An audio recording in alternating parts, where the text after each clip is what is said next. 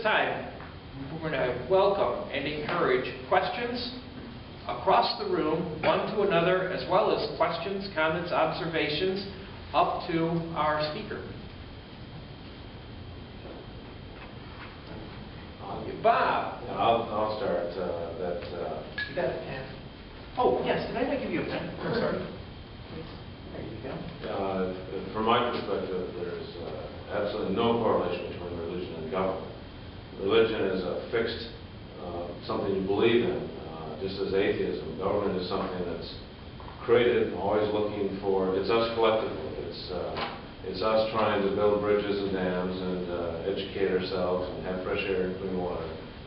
The error of objectivism is it's only focused on the freedom to, as opposed to freedom from.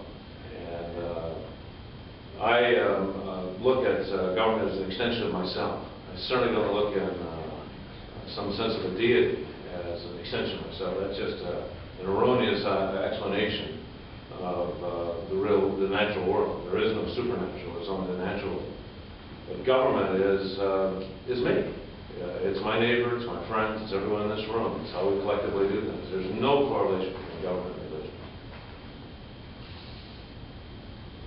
The government is we. It's something, and we always have to prove it.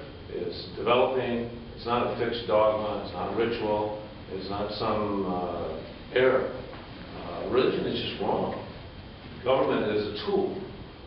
It's not the fantasy oppressor. It's a tool that fortunately we have. It's how I get a great deal accomplished. My interaction with government is totally positive. And Bob, in that statement, what do you do? So your interaction with government, what is your interaction? I practice law a little bit with the ACLU. I look to see improvements. Like right now, I'm trying to get people the logical, in fact, the only way we're going to solve the unemployment problem in this country is if we go to a 4-day work week. We've gone from a 7-day work week a couple hundred years ago to a 6-day work week in the 1880s with the Knights of Labor, to a 5-day work week in the 30s. Those were all legislatively created. We have a little taste of it in Germany now. They have a 4.5-day week. We have 180 million people in this country looking for work, 150 million working, 30 without jobs. The only way that we're going to have full employment. And there's no reason why only the educated and the affluent should have leisure. It's completely appropriate that people have a 3-day time for their gardens, their family, their pets, their hobbies, their habits. And yet, when you talk to people, we're so imbued with religious sense of, I don't know what it is, that people almost seem that they're doing something immorally wrong if they have 3 days of leisure. I mean, it just astounds me when I talk to people that are killing themselves, working their ass off and making $40,000 a year. They think it's somehow morally wrong, and they even suggest that they earn that same income with less work and enjoy the fruits of all the technical and scientific developments we've had in this country that many of us now take advantage of, but so many don't. And the only way that's going to be possible is if we collectively do it. And the word collectively do it is called government in all its visages, from the county, the city, the township. It's not Washington. That's just only part of it. Comments, observations, questions? Yes, Franklin. Even with voluntarism, after you get 2 or 3 people together, doesn't it automatically become a de facto government, doesn't it? The difference between people getting together and working on something as a collective group and a government is the voluntary aspect of it. Government is force.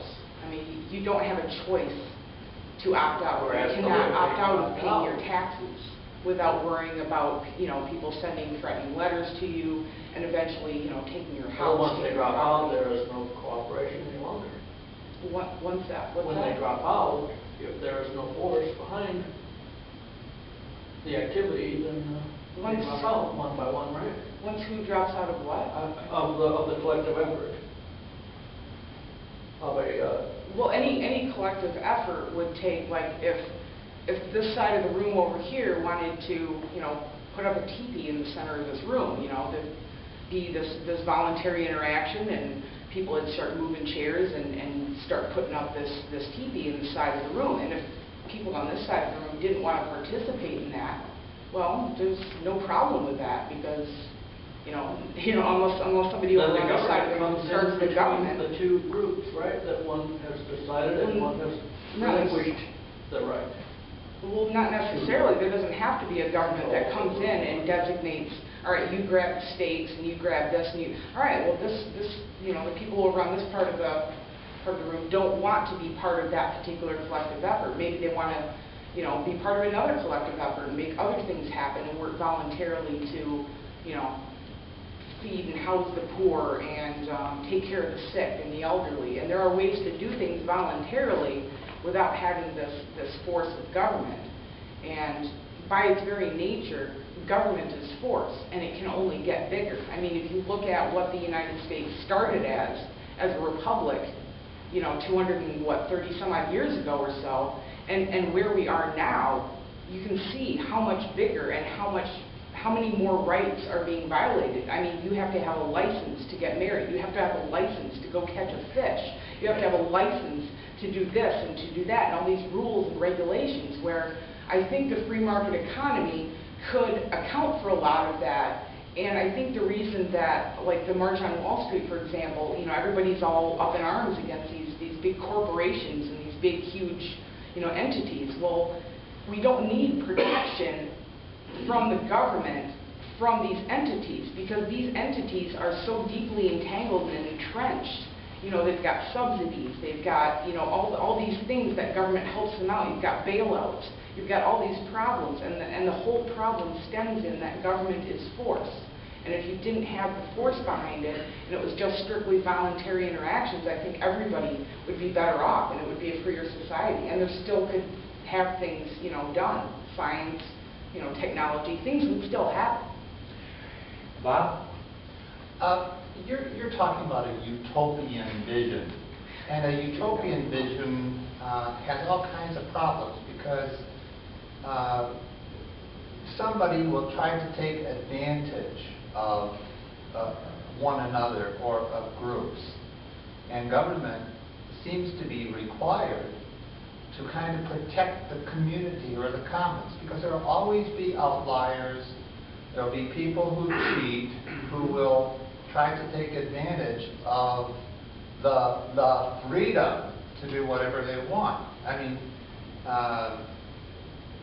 in your system, there would be no jails. There would be no, there would be no way to coordinate or regulate.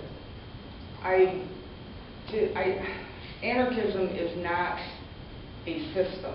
It's like declaring atheism as a religion. There's no one system, there's no one solution for everybody that's imposed on everybody. And as far as, the outliers and the criminals and the people that want to, take over and hurt other people and cheat, well, in a society that has a government, where do you think those types of people are automatically going to go? To governments, to places of power, to become police, to become soldiers.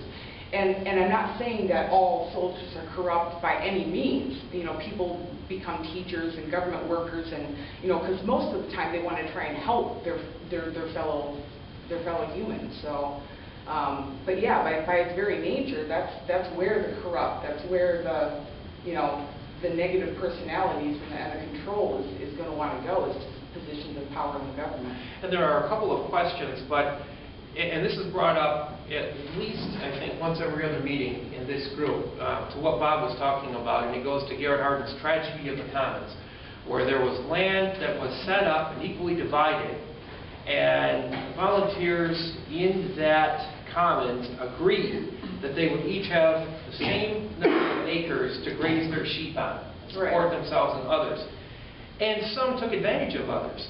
Where in that common area would order come from when one group of volunteers is usurping behind the other group of volunteers back their resources? Now, the